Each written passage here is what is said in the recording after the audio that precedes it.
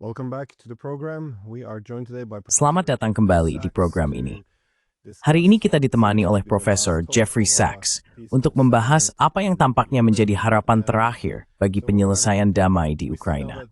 Jadi kita melihat sekarang bahwa Putin dan Trump awalnya telah sepakat untuk mengadakan pertemuan lain guna mencari resolusi damai. Budapest adalah tujuan yang tampaknya telah mereka sepakati. Namun, reaksi dari Eropa penuh kepanikan, dan hal ini berbanding terbalik dengan kegembiraan besar ketika mereka mengira Trump mungkin akan mengirim Tomahawk yang bisa memicu pertukaran nuklir. Sejak saat itu, Menteri Luar Negeri Hongaria menuduh pihak Eropa berusaha menggagalkan pertemuan tersebut, dan kini pertemuan itu tampaknya telah dibatalkan. Hampir bisa terdengar bunyi gabus sampanye yang dilepaskan di berbagai ibu kota Eropa. Ini adalah situasi yang cukup unik. Mengikat komneng dan temportin.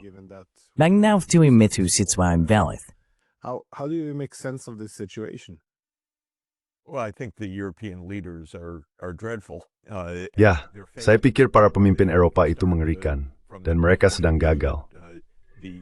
Kita bisa mulai dari sudut pandang bahwa para pengobar perang terbesar di zaman kita, Starmer di Inggris, Scholz di Jerman, dan Macron di Prancis, memiliki pegangan yang sangat lemah atas kekuasaan dan otoritas politik di negara mereka masing-masing. Mereka memiliki tingkat persetujuan sekitar 20% dan tingkat ketidaksetujuan sekitar 80%, dan hal itu berlaku bagi tiga pengobar perang ini. Jadi saya rasa kita tidak bisa benar-benar memahaminya secara rasional. Mereka adalah politisi gagal dengan pendekatan yang gagal terhadap krisis ini, dan saya tidak ingin merasionalisasi kegagalan mereka. Hal ini juga membuat agak sulit untuk memahami keteguhan mereka dalam kegagalan tersebut. This persistence in failure. What they have been recommending actually for Apa yang telah mereka rekomendasikan selama lebih dari 3 tahun sekarang, sejak Rusia dan Ukraina hampir mencapai kesepakatan negosiasi pada April 2022, adalah perang yang berkelanjutan tanpa membawa solusi bagi tujuan mereka sendiri. Eropa sedang menghadapi krisis ekonomi yang semakin parah. Perang ini, serta terputusnya hubungan ekonomi dengan Rusia, telah menyebabkan penurunan signifikan dan kemerosotan berkelanjutan dalam perekonomian Eropa. Perang ini menjadi gangguan besar dari apa yang seharusnya dilakukan Eropa, berusaha kembali fokus pada persaingan teknologi dengan Amerika Serikat dan Tiongkok. Sebaliknya, Eropa sepenuhnya terobsesi dengan sanksi terhadap Rusia dan dengan melanjutkan perang ini. Jadi secara ekonomi, hal ini tidak menguntungkan bagi kepentingan Eropa. Namun lebih dari itu, tentu saja medan perang membawa kehancuran besar. But more than that, of course, the battlefield has been devastating since the break off of negotiations between Sejak gagalnya negosiasi antara Rusia dan Ukraina pada April 2022, Ukraina telah kehilangan wilayah serta lebih dari 1 juta, menurut beberapa perkiraan, sekitar 2 juta, orang akibat kematian dan luka serius dari perang ini. Demografi mereka yang melarikan diri dari Ukraina jelas dan menghancurkan. Ukraina kini bahkan tidak lagi mampu menjaga agar listrik tetap menyala di seluruh negeri. Jadi, apa yang sebenarnya dicapai dengan terus bersikeras untuk meraih kemenangan atas Rusia? Bahwa Ukraina akan merebut kembali seluruh wilayahnya, bahwa Rusia akan membayar reparasi, bahwa aset-aset Rusia akan disita, bahwa Rusia akan dimintai pertanggungjawaban secara permanen, bahwa NATO akan memperluas keanggotaannya untuk mencakup Ukraina. Dengan kata lain, tiap gagasan deal selalu diterapkan yang masih terus menjadi dan terus menjibir para pemimpin ini hingga hari ini.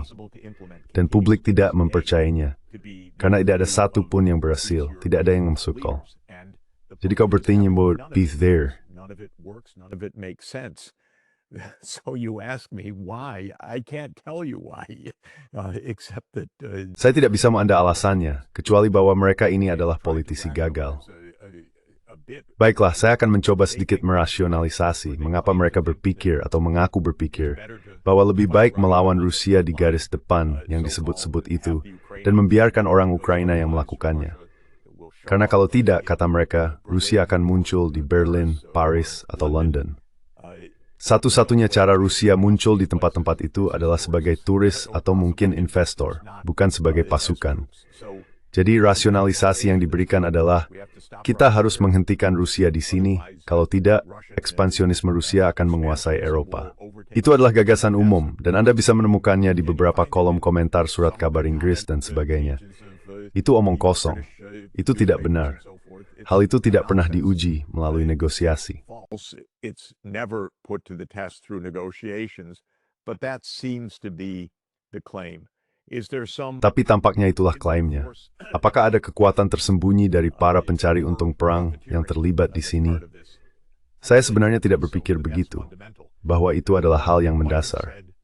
3 tahun lalu, orang mungkin akan mengatakan bahwa Eropa hanya menanggapi tekanan dari AS, dan itu tampak sebagai cara yang masuk akal untuk memahami sikap perang Eropa. Namun dengan Trump yang berusaha mengakhiri perang dengan cara apapun, ekstremisme Eropa yang berkelanjutan terhadap perang tidak bisa dijelaskan oleh tekanan AS. Jadi saya pikir itu delusional. Dan tentu saja, ada satu faktor lagi yang perlu disebutkan. Negara-negara tetangga Rusia di garis depan, yaitu negara-negara Baltik dan Polandia. Karena alasan historis yang mungkin bisa dipahami meskipun saya tidak setuju dengan mereka, sangat Rusofobia.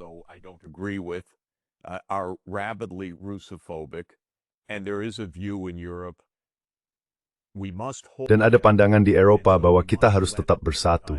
Dan karena itu kita harus membiarkan negara-negara garis depan di timur menentukan kebijakan untuk seluruh Eropa. Jadi ada dimensi tertentu dari hal ini, bahwa inilah cara Eropa sendiri tetap bersatu, dengan membiarkan suara-suara yang paling Rusofobik berbicara. Bagaimana lagi seseorang bisa menjelaskan bahwa Eropa telah menyerahkan kebijakan luar negerinya kepada seorang wakil presiden, perwakilan tinggi Eropa dari Estonia, yang dari pagi hingga malam sangat Rusofobik, saya katakan, dan sepenuhnya bertentangan dengan diplomasi. Tentu saja saya berbicara tentang Kaja Kallas, jadi tidak ada pembenaran yang kuat untuk posisi Eropa. Ada beberapa penjelasan yang mungkin berada di balik lihat, tetapi ini adalah kebijakan yang gagal. Itulah intinya.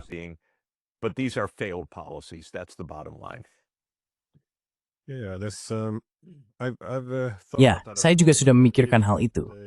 Jika orang Eropa menjauh dari posisi anti-Rusia sebagai elemen pemersatu mereka dan mulai bergerak menuju perdamaian, saya rasa akan ada terlalu banyak garis pemisah. Mereka mungkin justru akan menimbulkan banyak perpecahan. Namun demikian, mengingat perang sedang kalah dan kesepakatan apapun besok akan lebih buruk daripada hari ini, semakin lama mereka menunda perdamaian, semakin buruk pula bagi orang Eropa, menurut saya. Dan juga, no masih menus intemorang tu though brought to race never to pursue.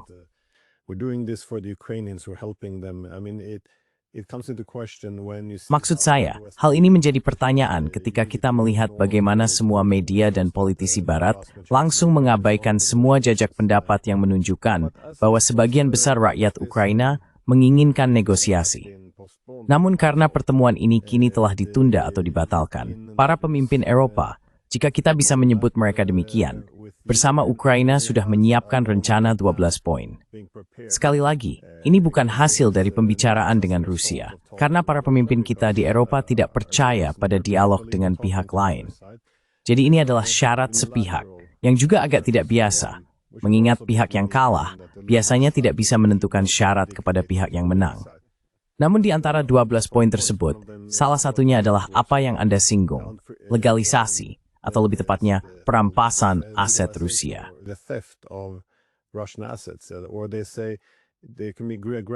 Atau mereka mengatakan bahwa sanksi dapat secara bertahap dilonggarkan jika Rusia setuju untuk membiarkan aset yang telah kita sita digunakan untuk rekonstruksi. Jadi, pada dasarnya ini adalah cara agar Rusia menyetujui kita mengambil uang mereka. Maksud saya, tidak ada keuntungan apapun bagi Rusia. Saya rasa pertanyaan saya adalah, ini cukup luar biasa, tapi juga konsisten. Selama 35 tahun terakhir, strategi Uni Eropa terhadap Rusia, terutama pada tahun 1990-an, selalu cukup unik karena sama sekali tidak pernah melibatkan masukan dari Rusia. Bagaimana mungkin terus membuat kesepakatan atau usulan semacam ini tanpa mempertimbangkan kekhawatiran keamanan Rusia, tanpa menyebutkan perluasan NATO atau netralitas Ukraina? Again, one of the European officials. Sekali lagi, salah satu pejabat Eropa yang terlibat dalam hal ini mengatakan kepada Pers, saya kira dilaporkan oleh Financial Times, bahwa ini hanyalah pengemasan ulang dari apa yang sudah pernah dikatakan, tanpa ada hal baru. Eropa hanya terus berputar-putar, mengulang poin yang sama. Hal yang sama juga terjadi dengan Zelensky, yang memerintah di bawah hukum darurat militer, meskipun sebagian besar rakyatnya sangat ingin menghentikan perang ini melalui meja perundingan. Jadi kita tidak melihat sesuatu yang baru, mungkin hanya upaya lain untuk merasionalisasikannya sekali lagi. Ada pandangan yang muncul dari provokasi ini yang sebenarnya sudah ada sejak tahun 1990-an. Ketika Amerika Serikat menyusun rencana untuk memperluas NATO ke Ukraina dan Georgia, serta agar Uni Eropa memperluas keanggotaan untuk mencakup negara-negara tersebut.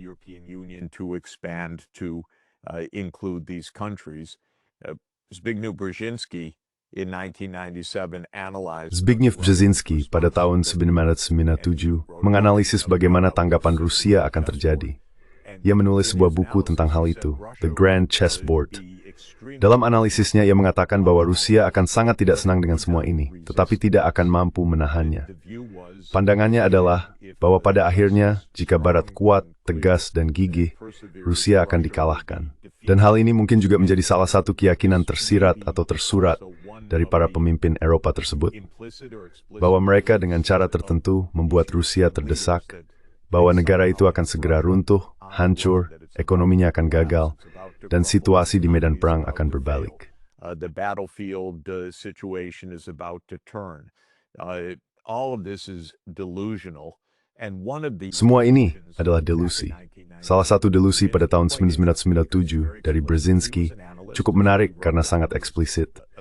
Ia adalah seorang analis, jadi ia menuliskan pemikiran, asumsi, dan prediksinya. Ia mengatakan bahwa Rusia tidak akan punya alternatif karena, misalnya, tidak akan pernah beralih ke Tiongkok. Aliansi Rusia-Tiongkok, katanya, sama sekali tidak mungkin. Dan ia juga mengatakan bahwa tidak ada seorang pun di Barat yang sebodoh itu untuk membuat hal tersebut terjadi. Namun kini Rusia pada dasarnya mengambil pandangan bahwa ia tidak bergantung pada mengikuti perintah Eropa. Following European diktats, we don't depend on Europe's goodwill. Kita tidak bergantung pada niat baik Eropa. Kita bahkan tidak bergantung pada niat baik Amerika Serikat, yang mungkin lebih berpengaruh lagi. Jika Eropa terus bersikap seperti ini, kita akan bekerja sama dengan negara-negara BRICS. Kita akan bekerja sama dengan negara-negara Eurasia di timur. Tiongkok adalah mitra ekonomi utama kita. Kita berdagang dengan India, antara keduanya, itu mencakup 37% populasi dunia. Kita adalah anggota utama BRICS yang mewakili hampir 50% populasi ini sedang 40% PDB global.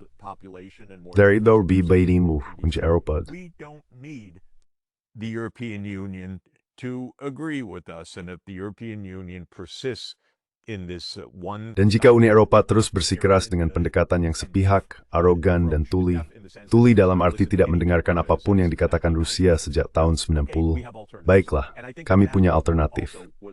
Dan saya pikir hal itu memang terjadi hingga sangat-sangat baru-baru ini. Perlu juga ditambahkan bahwa Trump adalah orang yang canggung, kurang berpengetahuan, dan tidak terlalu cerdas. Jadi tidak ada posisi atau strategi yang jelas dari AS. Saya step forward you say pendet berhama break forward is a step you merit in you laid. Tetapi di BKS juga tidak konsisten. Dan sang Eropa membawa hiwa dengan terus mempertinggi sikap kreator. Mereka dapat membuat Trump tertrinyu. Their hard line, they bring Trump back into line. In other words, they've gotten this meeting. Dengan kata lain, pertemuan mereka di Budapest baru saja dibatalkan. Saya pikir ini adalah efek Eropa yang memengaruhi Gedung Putih. Trump tidak cukup kuat, tidak cukup jernih dalam berpikir atau tidak cukup strategis untuk memimpin, jadi ia sangat mudah terpengaruh oleh tekanan Eropa. Dan mungkin orang-orang Eropa berpikir, kita akan teruskan saja ini bagaimanapun juga yang mati adalah orang-orang Ukraina. Pada akhirnya, Rusia akan runtuh di bawah beban semua ini. Ini salah. Ini sangat sinis. Ini bertentangan dengan publik mereka sendiri. Ini bertentangan dengan keinginan rakyat Ukraina. Tapi bagaimanapun juga, seberapa besar kepercayaan Anda terhadap Starmer, Scholz, dan Macron? Rakyat mereka sendiri membenci mereka. Ini intinya.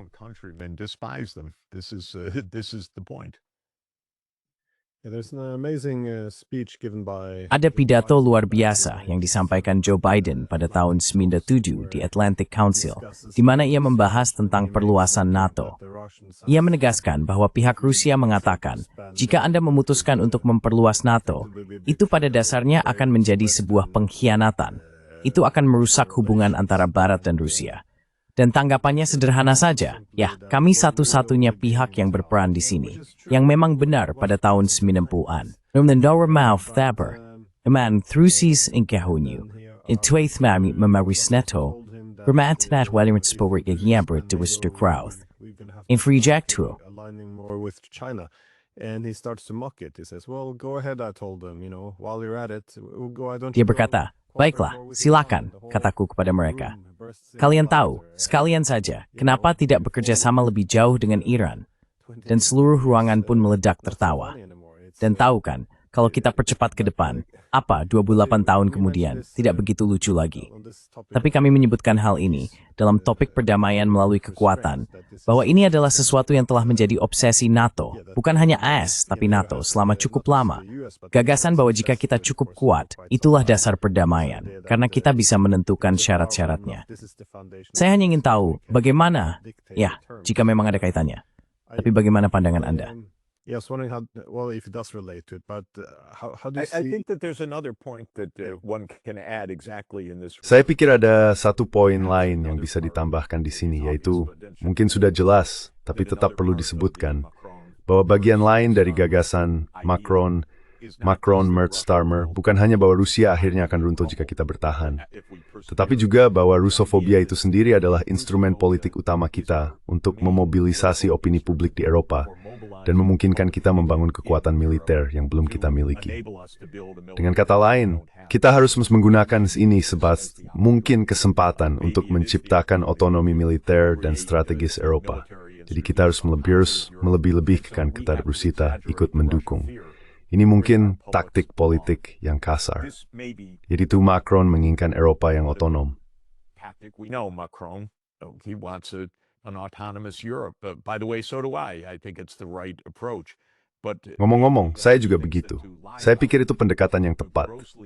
Tapi mungkin dia berpikir bahwa berbohong tentang hal itu sangat melebih-lebihkan ancaman dari Rusia adalah cara untuk mewujudkannya daripada mengatakan yang sebenarnya. Ya, Macron berbohong tanpa henti. Dia berbohong kepada saya karena dia pernah mengatakan secara pribadi kepada saya bahwa ya, NATO adalah alasan perang ini, lalu secara terbuka mengatakan sebaliknya. Jenis politik seperti itu bisa berhasil untuk sementara waktu, tetapi tingkat persetujuannya adalah yang terendah di antara semuanya. Menurut beberapa ukuran, sekitar 13%. Jadi dengan kata lain, 87% tidak setuju. Saya pikir publik merasakan bahwa para politisi ini tidak jujur kepada warganya. Mereka menceritakan dongeng entah untuk alasan apa, dan itu tidak berpengaruh. For whatever reason, and it doesn't resonate. Yeah, never let a good crisis go to waste. Jangan pernah menyia-nyiakan krisis yang baik. Pertanyaan terakhir saya adalah tentang format perjanjian damai. Karena sekarang secara luas diakui sebagai perang proksi antara NATO dan Rusia yang diperjuangkan oleh orang-orang Ukraina. Dari Boris Johnson hingga Marco Rubio, semua orang mendefinisikannya seperti itu. Baru-baru ini, Trump bahkan mengatakan bahwa Zelensky memberinya beberapa rencana untuk serangan yang ingin mereka luncurkan, dan dia sedang mempertimbangkan apakah akan menyetujuinya atau tidak. Jadi kita tahu, kita sudah agak melewati kepura-puraan di sini. Tapi kemudian muncul pertanyaan tentang format negosiasi, di mana Trump menjadi mediator. Dan saya selalu harus menekankan bahwa ini bukan perangnya. Dia adalah presiden yang mengedepankan perdamaian.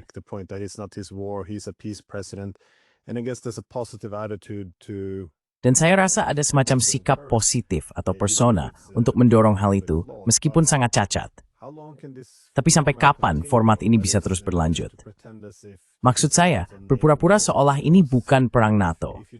Karena jika tidak mendiagnosisnya dengan benar, bagaimana bisa menyelesaikannya? Saya masih belum mendengar ada rujukan untuk menghentikan ekspansi NATO atau memulihkan netralitas Ukraina. Tepat sekali. Dan memang perlu diakui bahwa NATO, ya maksud saya, kita memang memulai atau memicu perang pada tahun 2014. Jadi sampai kapan ini bisa terus berlanjut? Pada titik tertentu, Trump juga harus duduk di meja perundingan, bukan sebagai mediator. At the table, not as a mediator. Well, there's no mediation, and it's not even a proxy war. It's a war. Ya, tidak ada mediasi. Dan ini bahkan bukan perang proksi, ini perang. NATO sedang berperang dengan Rusia. Dan ini bukan hanya soal peralatan NATO, pendanaan NATO, intelijen NATO, dan penargetan NATO, ini juga melibatkan personel NATO. Karena seringkali ada warga Amerika dan Eropa yang tewas dan dikirim pulang. Kita tahu ada personel NATO di Ukraina. Memang harus ada, dengan sistem senjata seperti itu. Ini bukan sesuatu yang dikelola oleh pihak Ukraina saja. Hal itu sudah sangat diketahui. Jadi ini bahkan bukan perang proksi. Memang benar sebagian besar korban jiwa adalah warga Ukraina. Dan itulah yang membuatnya begitu nyaman dari pengoperang di Amerika Serikat dan Eropa. Warmongers in the United States and Europe, but this is a direct war and a very dangerous war. Tapi ini adalah perang langsung dan sangat berbahaya, karena ini adalah perang antara dua kekuatan nuklir, Amerika Serikat dan Rusia. Dan ketika Trump berbicara seperti itu, mengatakan, ya mungkin kita akan menggunakan Tomahawk atau mungkin kita akan mempertimbangkan serangan baru, itu berarti perang antara AS dan Rusia. Jika Rusia membuat suatu negara di Karibia menembakkan rudal ke Amerika Serikat, situasinya di AS tentu tidak akan setenang ini. Namun apa yang dilakukan AS terhadap Rusia sungguh luar biasa dan sangat berbahaya. Jadi sampai kapan ini bisa berlangsung? Nah, ini bisa menewaskan orang Ukraina dalam jumlah yang sangat besar. Ini bisa meningkat menjadi yang benar-benar mengerikan.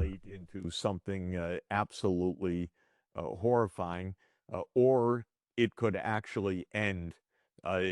Atau ini sebenarnya bisa berakhir dengan masuk akal seharusnya. Tapi untuk itu, kita harus memahami satu hal terakhir, yaitu bahwa Trump adalah pemimpin yang sangat lemah. Sebenarnya bukan pemimpin sama sekali. Ia mudah terperangkap oleh sanjungan, yang merupakan bagian dari apa yang disebut rencana Eropa, menempatkan Trump sebagai ketua semacam Dewan Perdamaian, seperti Trump menempatkan dirinya di Gaza. Ini hampir seperti buku komik. Museveni segumet dengan Eropa, Sekretaris Jenderal NATO memanggil Trump ayah. Apakah ini dunia nyata dengan orang dua sempoi mereka semar nuklir semacam komik horor? Inilah situasinya. This is the situation. We have a very inconsequent. Kita menghadapi situasi yang sangat tidak berarti. Seorang presiden Amerika Serikat yang tidak berpengetahuan, berubah-ubah dan temperamental, yang menuntut sanjungan dan pemujaan. Kita memiliki para pemimpin Eropa, pemimpin yang sangat tidak populer. Ada cara yang cukup jelas untuk benar-benar mencapai perdamaian, yaitu dengan menjadikan Ukraina netral. Akan ada kesepakatan teritorial yang dicapai. Berdasarkan netralitas itu, akan dibentuk wilayah demilitarisasi sehingga Ukraina, Eropa, dan Rusia semuanya aman satu sama lain. Dan inilah yang akan menjadi dar perdamaian dengan landasan keamanan yang tak terpisahkan.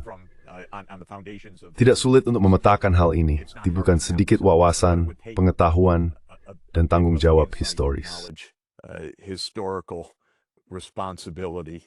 And unfortunately, we don't have that in the Western countries. Dan sayangnya, kita tidak memiliki hal itu di negara-negara Barat saat ini, dimanapun.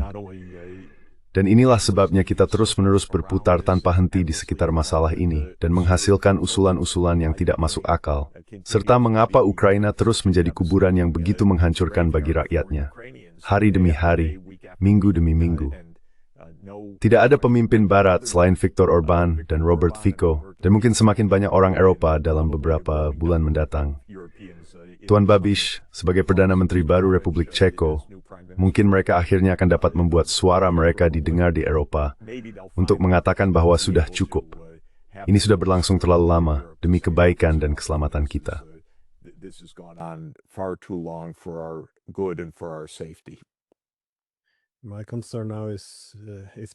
Kekhawatiran saya sekarang adalah bahwa jika jendela kesempatan untuk mencapai kesepakatan damai ini tertutup, tampaknya satu-satunya alternatif yang tersisa adalah perang langsung. Karena kita melihat sekarang, Hanya beberapa hari yang lalu, FSB, Dinas Intelijen Rusia, merilis laporan yang menyatakan bahwa Inggris berada di balik serangan terhadap pencegah nuklir mereka. Kita juga melihat secara terbuka bahwa negara-negara barat terlibat dalam serangan terhadap kilang minyak Rusia. Dan tentu saja, dengan Tomahawk tidak ada lagi kepura-puraan. Diakui bahwa senjata itu dioperasikan oleh orang Amerika. Jadi bukan senjata Ukraina, melainkan serangan Amerika terhadap Rusia. Tampaknya kita semakin mendekati perang langsung secara penuh. Full out direct war. And I could say Saya bisa mengatakan bahwa ada delusi di semua ibu kota utama, di Washington, London, Paris, dan Berlin. Namun yang paling delusional sebenarnya ada di London, karena Kekaisaran Britania masih hidup dalam benak orang-orang ini. Dan ketika Anda menyebut serangan yang terinspirasi oleh Inggris terhadap fasilitas nuklir Rusia, inilah kegilaan yang terus mencengkram Kekaisaran Britania yang sudah lama berlalu. the long gone British Empire. Saya tahu Anda memiliki hari yang penting sports U12 dari Madu Fatikan. Ya terima kasih banyak. Itu bentek yang waksa.